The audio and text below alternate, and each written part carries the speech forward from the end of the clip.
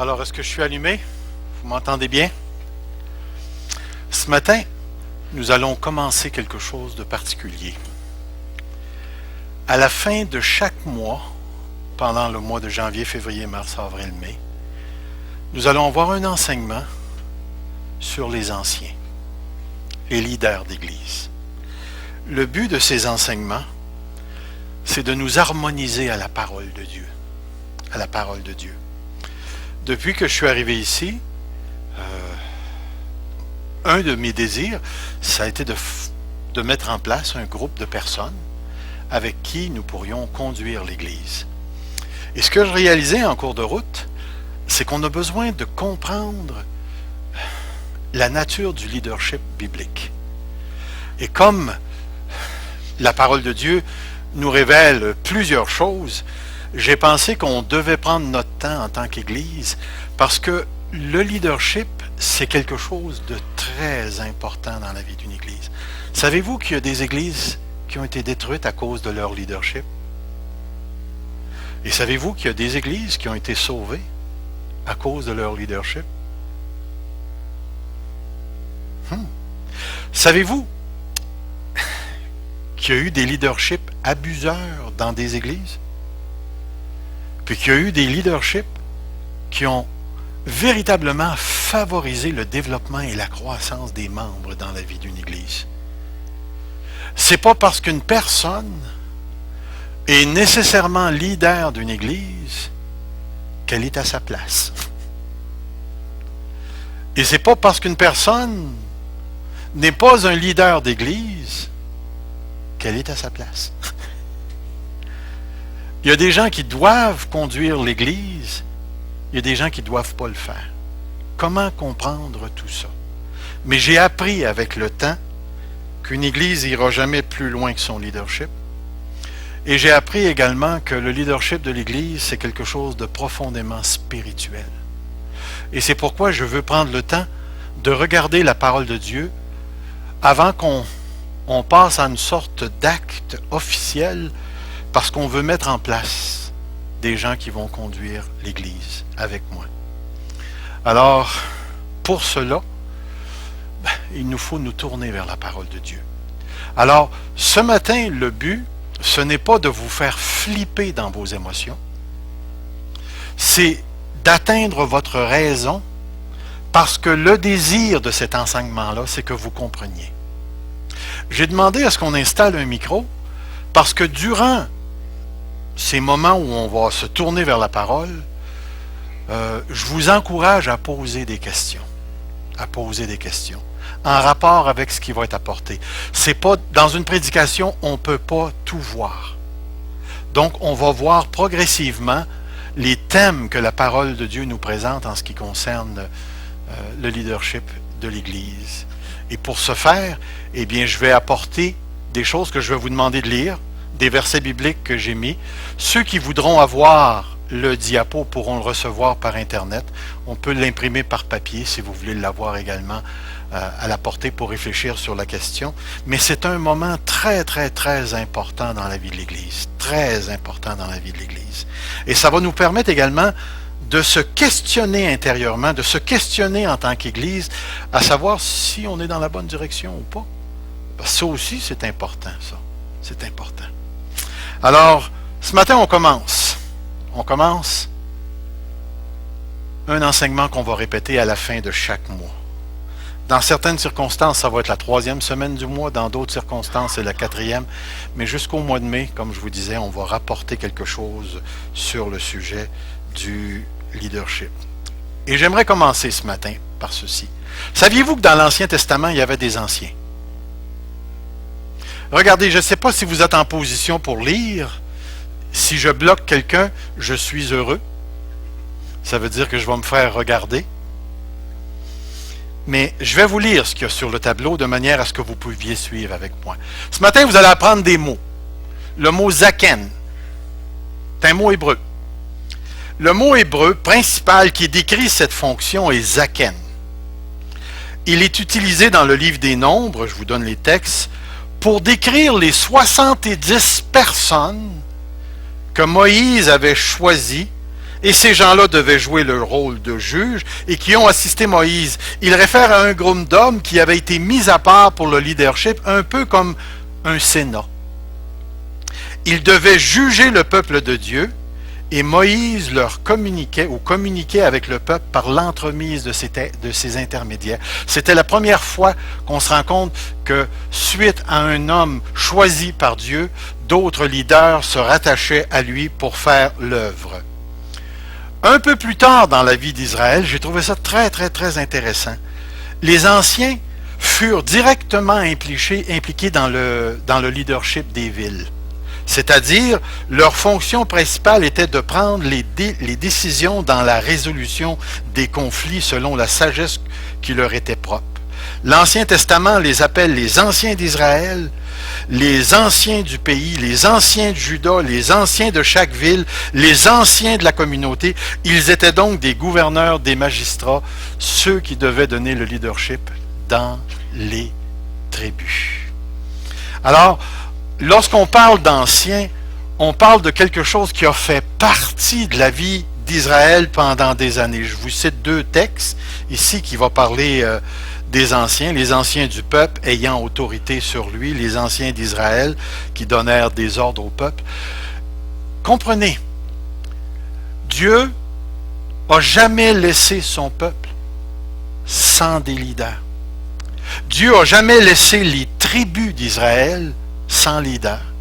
Dieu n'a jamais laissé les villes d'Israël sans leader. Et les anciens jouaient un rôle tout à fait important, particulier, central dans le maintien de la vie communautaire du peuple d'Israël, des tribus où ils étaient placés. Dans le Nouveau Testament, et c'est ça que je trouve intéressant, le mot grec pour ancien, c'est le mot presbytéros. Vous avez déjà entendu le mot presbytère? Vous savez ce que c'est qu'un presbytère? C'est un endroit réservé au curé. OK? Mais le presbytéros, vous avez déjà entendu les presbytes? OK? Ça vient un peu, ça tourne autour de ça. Un presbytéros, c'est une personne qui est âgée. Que tous les 70 ans se lèvent, vous êtes des presbytéros. Voyez-vous ce que je fais? Voyez-vous, l'idée, c'est que un presbytéros, c'était une personne aux cheveux blancs. C'était une personne âgée. C'était une marque de maturité. Il est utilisé plus de 70 fois dans le Nouveau Testament. Comme Zaken, il réfère à une personne qui a de l'âge, la barbe grise. Y en a-tu qui ont de la barbe ici ce matin? Gilles, tiens, Gilles. Mon presbytéros. Ma personne âgée. L'idée, c'est les cheveux gris, la barbe grise. Et ce qui est intéressant, c'est qu'un presbytéros était généralement une personne qui devait être caractérisée par la maturité. Gardez bien ce mot à la pensée parce que c'est fondamental dans notre compréhension du leadership. Dans un tel contexte, le mot ancien est synonyme de vieux, de personnes âgées. Même les femmes sont appelées des presbytérailles, des personnes âgées, des vieilles femmes. Donc, lorsqu'on parle d'élire des presbytéros, on n'est pas en train de parler des jeunes de 17 à 20 ans ou de 25 ans à 30 ans. Là. On est réellement en train de parler d'un leadership qui a de l'âge ici. Et le concept de garder ça à la pensée, c'est que la personne qui est un presbytéros, c'est une personne qui a une certaine expérience de la vie. Mais dans le Nouveau Testament, au temps de notre Seigneur Jésus, presbytéros était un terme très familier. Il réfère 28 fois à un groupe officiel de leaders. Dans ces contextes, l'utilisation du terme réfère, comme dans l'Ancien Testament, aux leaders du peuple juif. Ils ne sont pas des sacrificateurs nécessairement, mais ils font probablement partie du Sanhédrin qui était à Jérusalem. Alors, les anciens pouvaient être sacrificateurs, mais n'étaient pas nécessairement sacrificateurs. Mais ils faisaient partie d'un certain groupe d'hommes qui devaient donner la direction au peuple d'Israël. C'est important de réaliser ça, et je vais vous montrer pourquoi ici. Lorsque Matthieu 15.2 parle de la tradition des anciens, il fait référence à ceux qui ont passé de génération en génération les grandes vérités et principes qui ont gouverné la vie du peuple. Quelques-uns d'entre eux étaient donc des docteurs de la loi, des enseignants qui transmettaient la tradition juive. Alors, je ne sais pas si vous voyez où je veux m'en aller avec tout ça, c'est que les presbytéros, dans l'Ancien Testament comme dans le Nouveau Testament, qui étaient les leaders du peuple juif, jouaient un rôle clé dans la vie, la pensée, la transmission de la vérité, transmission des traditions, transmission de la culture juive à cette époque-là. Vous rappelez-vous du livre de l'Apocalypse? Les anciens dans le livre de l'Apocalypse? Nous retrouvons plus de 12 mentions du terme presbytéros dans le livre de l'Apocalypse. Elles font toutes référence aux 24 anciens qui semblent être les représentants du peuple de Dieu de tous les âges. Donc un presbytéroi ou un presbytéros, c'était un leader qui jouait un rôle dans la communauté de Dieu pour le peuple de Dieu. Lorsque nous arrivons dans la période où Jésus est crucifié, Jésus est ressuscité, Jésus monte au ciel, la Pentecôte est arrivée, l'Église commence à s'organiser autour des 12 apôtres qui sont principalement à Jérusalem, et on voit que Dieu est en train de convertir des gens de toutes les stratas de la culture juive. Parce que vous savez que l'Église, dès le début du livre des Actes, était principalement juive. Principalement juive. Et c'est seulement à partir du chapitre 8 que les Samaritains sont inclus dans la famille de Dieu. Et c'est au chapitre 10 avec Corneille que les païens entrent maintenant dans la famille de Dieu. Et après que Corneille a été accepté dans la famille de Dieu, qui représente tous les païens, les gentils, les non-juifs, l'apôtre Paul va entrer dans l'histoire. Et Dieu va se servir de Paul pour répandre l'Évangile à travers toutes les nations païennes de son époque, de ce moment-là. Et on voit cette progression se développer et l'Église commence à prendre forme, de telle manière que lorsque les épîtres pastorales sont écrites vers la fin de la vie de Paul, on retrouve des églises qui commencent à s'organiser de plus en plus. Et le leadership des églises commence à se développer de plus en plus. Et on voit cette progression. Au début, c'est strictement les apôtres.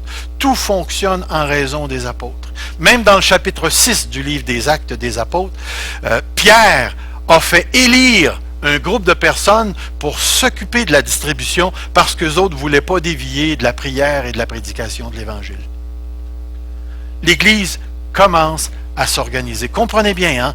L'Église ne fonctionnait pas comme on fonctionne aujourd'hui, à cette époque-là. C'était pas mal différent. Pas mal différent. Mais lorsqu'on arrive dans le Nouveau Testament, comme l'Église du Nouveau Testament était principalement juive à ses débuts, il était tout naturel que la terminologie utilisée pour décrire le leadership du peuple juif soit adoptée par l'Église. Les sacrificateurs se convertissaient. Les anciens du peuple se convertissaient et entraient dans l'Église. Les docteurs de la loi se convertissaient. Et tous ces gens-là étaient en train de former et de mettre au monde l'Église telle qu'on la connaît dans le livre des Actes des Apôtres. Et ce que j'ai trouvé intéressant, c'est que le mot ancien était en fait le seul mot qui était libre de toute connotation rattachée soit au sacerdoce ou à la monarchie. Comment réagiriez-vous si je m'appelais prêtre Serge au lieu de pasteur Serge?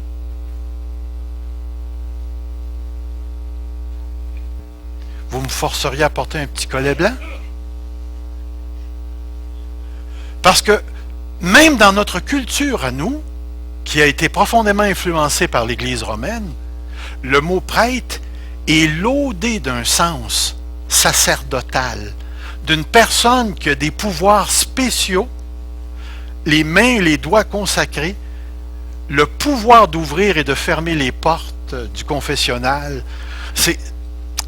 Le mot est trop chargé. Et dans le temps les apôtres, le mot était aussi chargé qu'il l'est aujourd'hui. C'est pas tout le monde qui s'appelait prêtre dans le temps de l'apôtre Paul et de Jésus. Non seulement cela, mais moi, si vous voulez m'appeler comme ça, c'est bien le fun. Vous pourriez m'appeler Roi Pinard. Ou Prince Pinard. Excuse-moi, Fernand, je prendrais ton prince, là. Est-ce que vous voyez l'idée? Ces mots sont trop chargés. Alors, contrairement au peuple d'Israël qui était... Est-ce que vous savez ce que je veux dire par une théocratie? Vous avez déjà entendu ce mot-là. Vous savez ce qu'on veut dire quand on parle de théocratie? On parle d'un gouvernement dont on reconnaît l'autorité divinement donnée. Une théocratie, c'est un gouvernement que l'on croit avoir reçu son autorité de Dieu. Le peuple d'Israël était une théocratie. C'était un peuple gouverné par un roi et des sacrificateurs qui donnaient la direction au peuple de Dieu. Alors, contrairement au peuple d'Israël qui était une théocratie et qui fonctionnait à l'intérieur d'une région géographique spécifique, possédait un caractère national. Quand vous dites aujourd'hui, je m'en vais en Israël, vous vous en allez où? Pardon? Mais c'est où ça, Israël? C'est sur un autre continent, donc vous ne pouvez pas y aller à pied. Moyen-Orient. Mais est-ce que c'est un morceau de terrain bien spécifique? OK. Mais Israël vivait sur un morceau de terrain bien spécifique. Maintenant, je vous pose la question. L'Église de Dieu, elle vit où, elle? Est-ce qu'il existe un pays où on peut dire « Voici l'Église » ? Est-ce que demain matin, on a vendu notre pays? On a-tu vendu notre christianisme? Voyez-vous, on ne pouvait pas établir un sacerdoce particulier où les enfants de Dieu se rassembleraient, parce que l'Église, comprenez ce que je vais dire, n'est pas une théocratie. À moins d'avoir un pape, des cardinaux, qui se disent gouvernés par Dieu, avoir reçu l'autorité de Dieu et de gouverner sur tout le globe, l'Église de Dieu ne fonctionne pas comme ça. Nous, on n'a pas de pape. On n'a pas un centre spécifique de gouvernement qui décide pour tout le reste du peuple de Dieu. Nous ne sommes pas une théocratie au sens où Israël en était une. De plus, le christianisme n'est pas une nation. Alors, comment on va diriger l'Église? Comment l'Église va-t-elle se former? Alors, comme on a vu, l'Église de Dieu, répandue dans le monde entier, n'a pas de caractère national et théocratique. Ainsi, le transfert du terme presbytéros devenait, pour ainsi dire, le terme par excellence. Comment conduire l'Église? C'est définitif. Regardez l'histoire de Dieu depuis le commencement du livre de la Genèse jusqu'à la fin du livre de l'Apocalypse, et vous allez voir que Dieu a toujours des gens qui conduisent, des gens qui conduisent. Vous pourriez même en nommer vous autres même. Quels ont été les premiers leaders du peuple d'Israël? Abraham. Est-ce qu'il y en a eu d'autres? Jacob, ainsi de suite. Josué en a été un. David en a été un. Salomon a été un leader. Puis là, vous avez toute la période des rois. Mais quand vous arrivez dans le Nouveau Testament, c'est qui est le conducteur du peuple? Du peuple d'Israël. Le roi joue un rôle. Vous avez entendu parler de Caïphe? Vous avez entendu parler du Sanhédrin? Là où on a emmené Jésus? Tous ces gens-là gouvernent et conduisent le peuple de Dieu. Maintenant, de quelle manière est-ce que le peuple de Dieu va être gouverné? Et c'est là que je trouve très intéressant ceci. L'Ancien, c'est le terme idéal qui est utilisé par l'Église néo-testamentaire dès le début, parce qu'un ancien, c'est une personne qui a de l'âge et qui a une certaine expérience de la vie. L'ancien est caractérisé par la sagesse. Tellement, tellement important. Si vous voulez avoir une église, comment je dirais ça, tout à l'envers, mettez un jeune de 20 ans à sa tête. Moi, j'ai commencé dans le pastorat à 21 ans. Trop jeune, beaucoup trop jeune. Et je bénis le Seigneur parce que je n'étais pas leader d'église à cet âge-là, mais j'étais dans le ministère à ce moment-là. À l'âge de 21 ans, c'est-tu 21 ans, 22 ans qu'on a commencé une petite œuvre à Sainte-Catherine? 22 ans. Il y avait une dame là-bas qui avait la cinquantaine et elle avait plus d'autorité dans l'église que moi. Et elle a foutu le trouble tout le temps que j'ai été là. Imaginez-vous, là, vous avez des problèmes de couple, allez-vous venir vous asseoir auprès d'un jeune de 22 ans puis commencer à lui dire, ça fait 25 ans que vous êtes mariés. Et lui, sa femme est enceinte. Il n'y a pas de connu de problème financier, il n'y a pas de connu de trouble. Puis là, parce qu'il possède le mot pasteur, vous allez aller lui révéler votre vie. On va le voir tout à l'heure si vraiment un jeune peut être un ancien. Une autre chose, l'ancien était caractérisé par une autorité aussi. Par une autorité.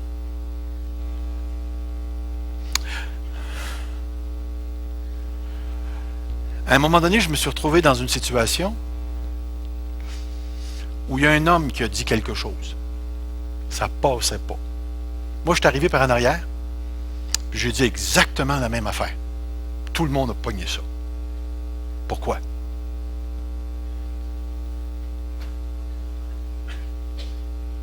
J'ai eu beau fouiller dans mes poches pour voir si je possédais quelque chose de spécial, de divin, de spirituel. Tu sais, des fois, tu te mets ça, là, puis là, les gens disent « Waouh, il est brillant, lui. » Non.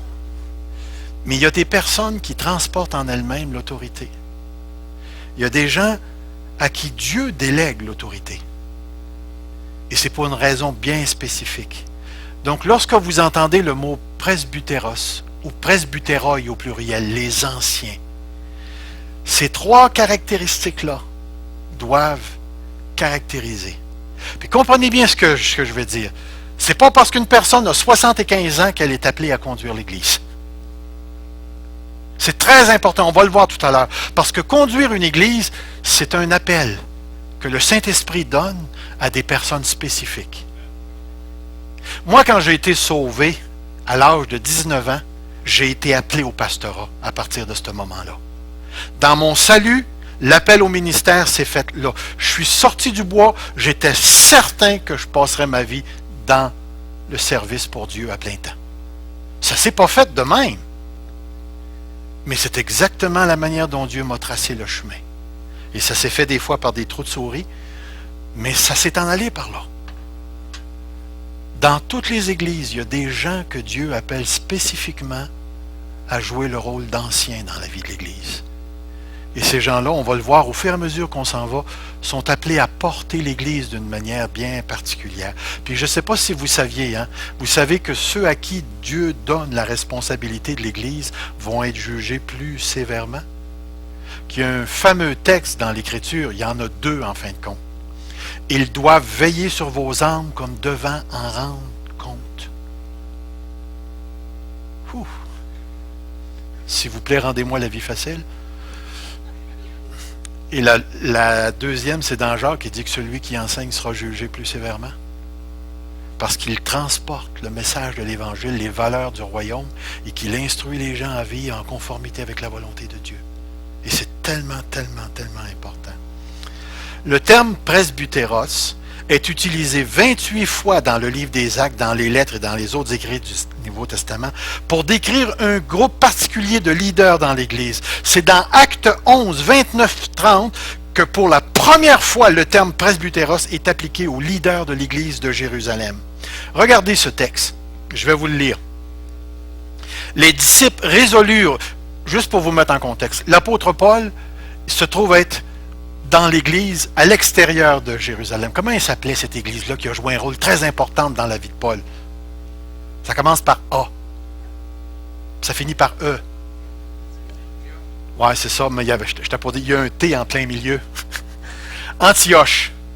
Fait que là, il y a des Juifs de Jérusalem qui arrivent à Antioche et ils disent ah! Vous ne pouvez pas adorer Dieu sans suivre la loi de Moïse. Hey, essayez de vous imaginer, là. Vous sortez d'une culture où vous avez 4000 ans d'histoire. Et à partir de Moïse, à peu près 2000 ans avant Jésus-Christ, toute l'histoire d'Israël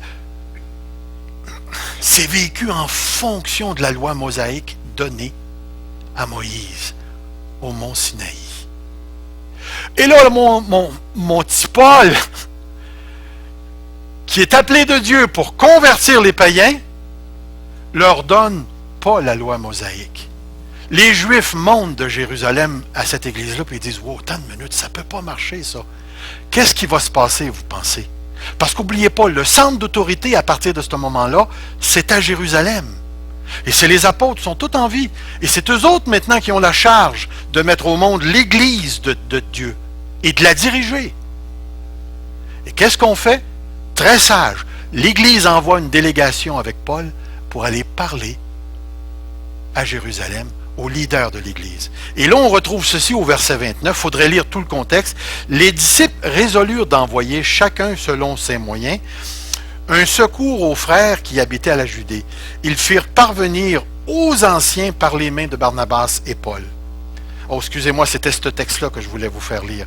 Paul et Barnabas eurent avec eux un débat et une vive discussion. Et les frères décidèrent que Paul et Barnabas et quelques-uns des leurs montraient à Jérusalem vers les apôtres. Et remarquez, vers les apôtres et on commence à avoir un autre groupe de leaders.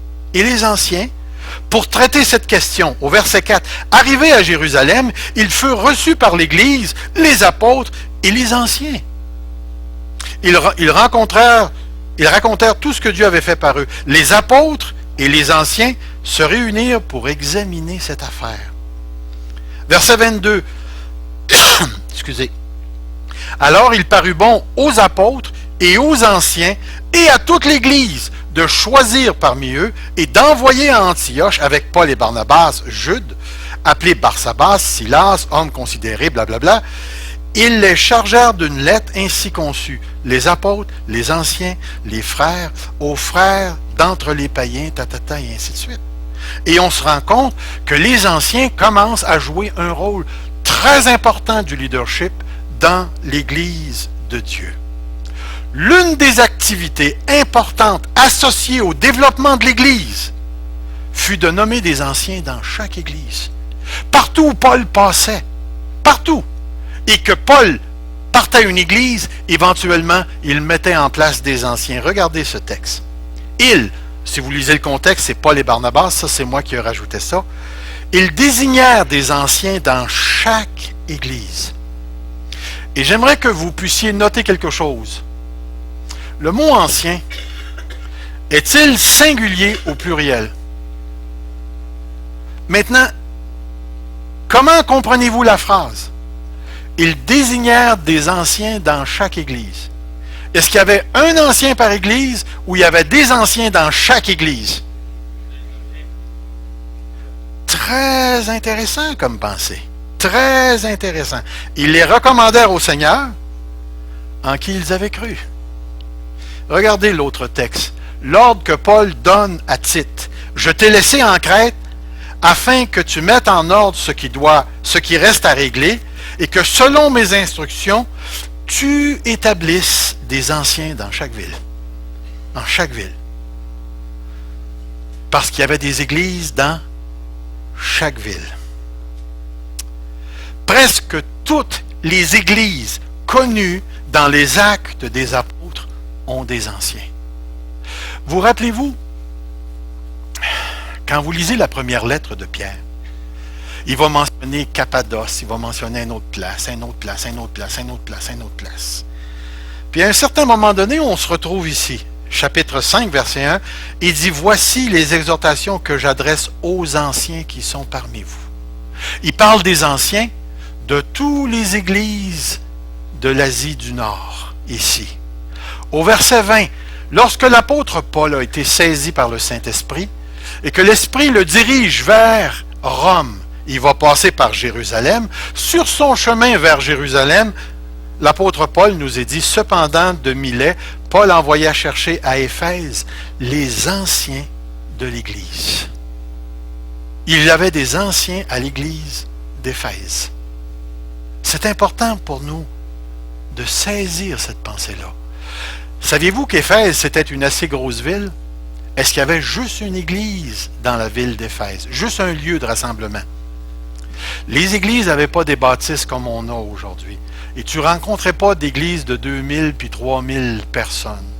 La plupart des maisons, lorsque c'était une maison de riche, tu pouvais accueillir 50 personnes confortablement.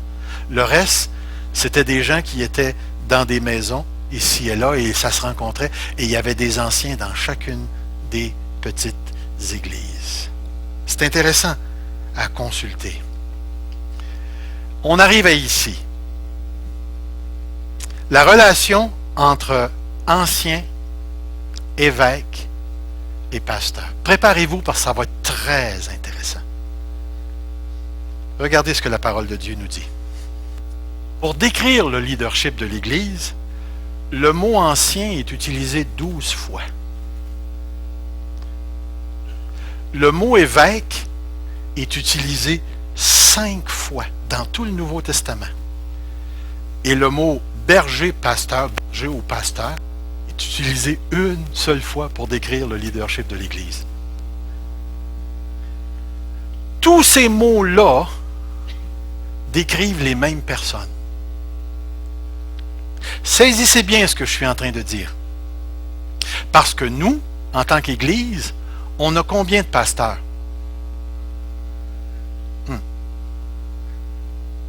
Dans l'Église, il y avait combien de pasteurs dans l'Église du Nouveau Testament? Pensez-y. Il y avait juste des anciens. Pourquoi il n'y avait pas de pasteurs? Pardon? Parce que l'Église commençait? Moi, j'aime ça vous faire parler parce que là, vous êtes en train de me dire comment vous pensez. Mais Evelyne, elle a dit quelque chose de très intéressant que j'aimerais qu'elle répète. Tu t'en rappelles plus? Parce que le mot pasteur, c'est la même chose qu'un ancien. Comprenez ce que je suis en train de dire? Je suis en train de dire qu'un pasteur, un ancien et un évêque, c'est 3 mots qui décrivent la même personne en leadership. Moi, je suis un évêque, je suis un pasteur et je suis un ancien. Il ne parle pas de 3 catégories de personnes. Tu as le pasteur, tu as ensuite les anciens, tu as les évêques. Pas du tout, pas du tout. Vous allez le voir quand on va regarder les textes. Dans l'Écriture, regardez les termes. Ancien, évêque, pasteur. Décrivent le même groupe de personnes. Si vous avez un groupe d'anciens, vous avez automatiquement un groupe de pasteurs. Puis si vous avez un groupe de pasteurs, vous avez automatiquement un groupe d'évêques. Voyez-vous, nous, là, dans notre culture romaine, catholique, on a été formés avec le pape, les cardinaux, l'archevêque, l'évêque, les prêtres. On est habitué à avoir une sorte de hiérarchie. Et nous, les évangéliques, on a épousé un certain modèle qui nous vient de la Réforme, où tu avais le leader principal avec des serviteurs en dessous. Et c'est un modèle qui a caractérisé, et nous, on a même été plus loin que ça, on a basé notre compréhension du leadership sur le leader que Dieu choisit dans l'Ancien Testament. Et lui, il est appelé le oint de l'Éternel. Et parce qu'il est appelé le oint de l'Éternel, c'est lui qui a l'autorité et qui guide. Mais moi, je suis prêt à mettre au défi n'importe qui va tenter de défendre cette approche-là dans le Nouveau Testament sous la Nouvelle Alliance. Parce que dans le Nouveau Testament, ce que nous retrouvons, c'est des églises qui sont conduites par des anciens évêque et pasteur en même temps. Regardez bien ce que j'ai écrit. Le mot le plus utilisé aujourd'hui, pasteur, était le moins utilisé durant la période apostolique. Très intéressant. Le mot est utilisé 2 fois dans la première lettre de Pierre et il est utilisé une seule fois dans Acte 11 pour le leadership de l'Église. Vous vous rappelez? Comment est-ce qu'il dit ça? Dieu a donné les uns comme apôtres, prophètes, évangélistes, pasteurs, docteurs. Après ça, on ne retrouve plus le mot appliqué au leadership de l'Église. Mais dans Pierre, il est 2 fois appliqué à Jésus. Regardez ce que je vous donne ici. Car vous étiez comme des brebis errantes, mais maintenant vous êtes retournés vers le berger et gardien de vos âmes. C'est le mot pasteur, le pasteur, dans certaines versions. Dans le verset 4 du chapitre 5, lorsque le souverain berger apparaîtra. Soyez assurés que ce texte-là ne fait pas référence à mon entrée dans l'Église le dimanche matin. Il parle du Seigneur Jésus quand il va revenir à la fin des temps. Puis regardez le texte. Il a nommé les uns comme apôtres, les autres comme prophètes, évangélistes, pasteurs et docteurs. Après ça, on ne retrouve plus le mot pasteur appliqué au leadership de l'Église. De plus, lorsqu'il s'agit du leadership de l'Église, le mot ancien est presque toujours utilisé au pluriel. Et là, je vous donne des textes où j'ai mis le mot ancien utilisé dans le Nouveau Testament. Regardez simplement le texte dans Jacques. Je ne sais pas si vous pouvez bien le voir. Jacques 5. Quelqu'un parmi vous est-il malade? Qu'il l'appelle les anciens de l'Église. Et en passant, il ne veut pas dire qu'il appelle la gang de petits vieux de l'Église. Est-ce que vous me comprenez? On ne peut pas faire dire ici que ça fait référence à des gens âgés. C'est des leaders d'Église dont il parle ici dans ce texte-là. J'ai mis au tableau une sorte de rond qui représente l'Église. Et il y a quelque chose que je veux absolument que vous voyez ici. Les A représentent les anciens, les M, les membres, le E représente un évangéliste, le P, un pasteur, et le P pourrait représenter un prophète. Si vous remarquerez une chose, ils sont tous dans le cercle. Puis si vous remarquez aussi dans le cercle, il n'y en a pas un qui est élevé plus haut que l'autre.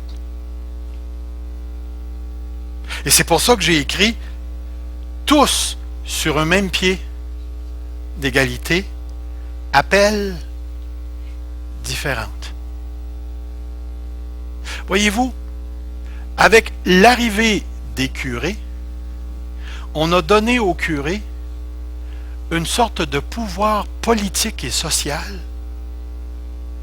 comme de quoi il était supérieur aux autres, puisqu'à un moment donné, il était le leader politique du village ou de la ville. Il influençait tout. Et à un certain autre moment donné, il contrôlait jusqu'aux consciences des gens et allait même leur dire dans leur intimité, cette année, il faut que tu fasses un petit. On leur avait donné une autorité, un droit extraordinaire. Mais quand on arrive dans l'Église de Dieu, frères et sœurs, allez pas vous imaginer, parce que je suis sur une petite tribune de 10 pouces, que ça représente le fait que je suis élevé au-dessus des gens. Nous sommes tous l'Église de Christ, si je peux utiliser l'expression, on est tous sur le plancher des vaches, toute la gang, mais chacun d'entre nous fonctionne avec un appel qui est différent. Un appel qui est différent. Et selon l'appel que le Seigneur donne à chacun, on doit tous se soumettre à Dieu, selon l'appel, la part que Dieu a donné à chacun.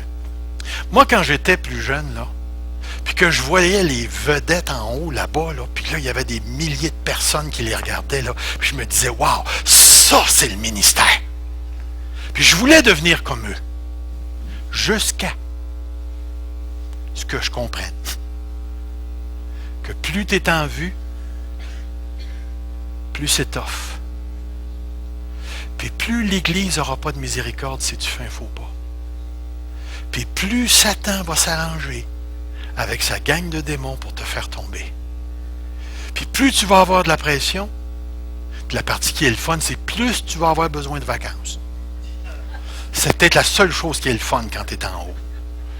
Mais en dehors de ça, j'ai réalisé avec le temps, frères et sœurs, que de porter un peuple de Dieu, c'est une responsabilité que tu ne veux pas avoir si Dieu ne t'appelle pas.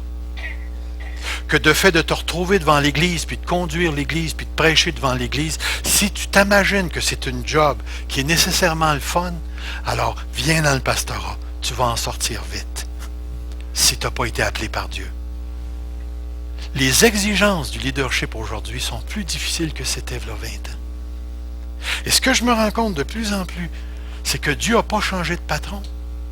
Il appelle encore ses hommes appropriés à partir de critères particuliers, de manière à ce que son Église continue d'exister à chaque époque. Et c'est pourquoi vous ne retrouverez pas une structure comme celle-là dans le Nouveau Testament. Un pasteur, des évêques, des anciens, puis là les membres en dessous. Vous ne retrouverez jamais une structure comme celle-là. On est tous sur le même pied d'égalité, comme en haut, mais chacun avec son appel, qui est différent. Le mot presbytéros veut dire ancien, le mot épiscopos veut dire évêque, et le mot poimen veut dire pasteur. Épiscopos, vous avez déjà entendu parler de l'épiscopal ou de l'église épiscopale ou quelque chose comme ça? Bon, ça fait référence aux évêques. Et comme j'ai dit tout à l'heure, bien que le même groupe de personnes, 3 rapports différents, les mots sont donc interchangeables. Regardez ici. Je vais vous montrer quelque chose d'intéressant. Dans 1 Timothée 3.1, il est écrit « Cette parole est certaine. Si quelqu'un aspire à la charge d'évêque, il désire une belle activité. » Et ensuite, l'apôtre Paul donne une liste de qualifications pour être un évêque. Lorsque tu arrives dans Tite, chapitre 1, verset 5, l'apôtre dit « Je t'ai laissé à Crète afin que tu mettes en ordre ce qui reste à régler et que selon mes instructions, tu établisses des anciens dans chaque ville. » Et ensuite, il fait également mention d'une liste de qualifications. Et lorsque tu lis les 2 listes, tu te rends compte que les 2 listes sont pareilles. Alors, ces listes sont presque identiques. La mise en place des épiscopoi, des évêques, ou la mise en place des presbyteroi, des anciens, décrivent exactement le même groupe. Alors, moi, ici, dans cette assemblée, j'aimerais ça que vous m'appeliez évêque. Évêque Pinard, il me semble que ça sonne, hein? Voyez-vous, le mot évêque est chargé d'un sens parce que notre culture a chargé ce mot-là. Mais dans le Nouveau Testament, un évêque, un ancien, c'était la même personne. Tu vas élire un pasteur, tu viens d'élire un évêque, tu viens d'élire un ancien. Il n'y avait pas, comment je dirais ça? Tu n'avais pas 3 personnes, tu avais une personne avec 3 rôles, 3 responsabilités bien particulières à travers les mots qui étaient donnés. De plus, dans la lettre de Tite, Paul utilise les 2 mots dans les 2 versets. Regardez bien ce que je vais vous lire. « Je t'ai laissé à Crète afin que tu mettes en ordre ce qui reste à régler et que selon mes instructions, tu établisses des anciens dans chaque ville. » Mais un petit peu plus bas, lorsqu'il commence à donner les critères, « Car il faut qu'un évêque soit irréprochable comme économe de Dieu, qu'il soit ni arrogant, ni colérique, ni adonné au vin, ni violent, ni porté à un gain honteux. » Puis là, ça continue, ça continue, ça continue. Tu regardes dans 1 Timothée 3, il va parler des évêques, ça continue, ça continue, ça continue, ça continue. L'évêque est un ancien. L'ancien est un évêque. L'apôtre Pierre utilise les 3 termes. J'exhorte donc les anciens presbytéroi qui sont parmi vous, moi anciens presbytéroi comme eux, témoins des souffrances du Christ et participants à la gloire qui doit être révélée, faites paître. C'est le verbe pastorer qui est utilisé. Faites paître. Les anciens font paître le troupeau de Dieu qui est avec vous, en le surveillant, épiscopomène. Le mot épiscopos veut dire être un surveillant. Non par contrainte, mais volontairement selon Dieu. Dans le livre des Actes, et c'est un texte qui était tellement important, dans le livre des Actes au chapitre 20, où l'apôtre Paul s'en va à Jérusalem pour ensuite repartir vers Rome, il dit, nous retrouvons aussi les 3 termes. Au verset 17, Paul envoie chercher les anciens. Au verset 28, il exhorte les anciens à veiller et à faire paître le troupeau, puis il va dire sur lequel le Saint-Esprit vous a établi. Regardez le texte. Regardez les textes. Cependant, à Milet, Paul envoya chercher à Éphèse les anciens de l'Église. On est encore dans le discours de Paul. Prenez donc garde à vous-même et à tout le troupeau sur lequel le Saint-Esprit vous a établi évêque. Changez le mot évêque par surveillant et vous avez la job d'un pasteur, d'un ancien. Un ancien, c'est une personne qui a de l'âge, qui a de la sagesse, qui a de l'autorité. Mais un ancien, c'est aussi un épiscopoi, un évêque, c'est-à-dire un surveillant. Il veille sur l'Église. Mais c'est aussi un pasteur. Pourquoi? Parce que le pasteur, lui, il fait paître, prendre soin du troupeau. Alors, qu'avons-nous établi à venir jusqu'ici? La première chose, c'est que le mot ancien est le terme principal pour décrire le leadership de l'Église. Le mot ancien réfère à l'âge, la sagesse et l'autorité. Les mots ancien, évêque, pasteur décrivent la même personne ou le même groupe de personnes. C'est ce qu'on a vu. Et c'est pourquoi nous avons ces choses-là. Si vous prenez chaque début de lettre, un pasteur, un évêque, pasteur ancien, ça fait un épa. C'est pour ça que j'aime mieux celui-là ici. Mais manquez pas le point. L'ancien évêque pasteur, c'est un homme caractérisé par la sagesse, l'âge, l'autorité. C'est un surveillant parce qu'il est un évêque et c'est un pasteur parce qu'il prend soin du troupeau. Alors, lorsqu'on parle du pasteur, n'oubliez jamais que ce bonhomme-là, c'est également un évêque et c'est également un ancien. Et si on prend tout ça et on met ça ensemble, on réalise que les églises devraient être gouvernées par un groupe de pasteurs évêques anciens, ou d'anciens pasteurs évêques, ou d'évêques pasteurs anciens. Comment est-ce qu'on va les mettre? Vous comprenez ce que je suis en train de dire? C'est que les trois réfèrent aux mêmes personnes. Ce que je veux que vous reteniez ce matin, c'est que l'Église était conduite par un groupe d'hommes que le Saint-Esprit appelait, on va voir ça la semaine prochaine, c'est-à-dire dans 2 semaines, ou le mois prochain plutôt, et puis que ces gens-là qui conduisent l'Église ne portent pas 3 chapeaux. Ils portent un seul chapeau sur lequel c'est marqué ancien, évêque, pasteur, parce que chaque nom représente un aspect de leur tâche. Est-ce que vous m'avez bien suivi? Parce que ça rentre en contradiction avec l'idée qu'il y a juste un pasteur par église, puis que c'est lui qui a toute l'autorité. Vous me suivez? Ça ne veut pas dire qu'un pasteur, je vais vous le phraser comme ceci, ça ne veut pas dire que tous les anciens ont la même autorité. On peut tous être égaux, sans nécessairement, comme je vous ai dit, avoir le même appel.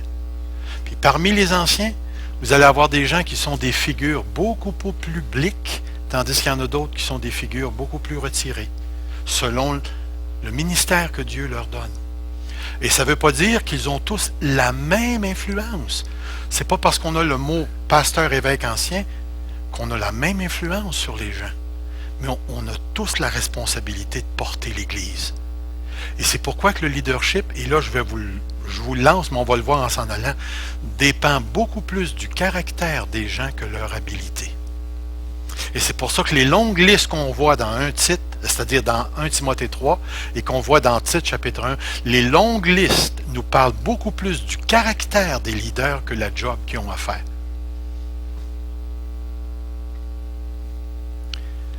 Dernière chance de poser des questions. Après ça, c'est le café. Courbons-nous devant Dieu. Seigneur, nous sommes devant toi ce matin. C'est un sujet tellement important pour la vie de l'Église. Dans quelques mois, Seigneur, nous allons placer des gens devant cette Église pour mettre en place des leaders. C'est une page d'histoire dans la vie de l'Église. Jusqu'à ce qu'on arrive là, Seigneur, entretiens-nous sur ce sujet. Montre-nous comment marcher, afin qu'on puisse être conforme aux enseignements de la parole de Dieu. Merci, Père éternel. Amen. Que le Seigneur vous bénisse.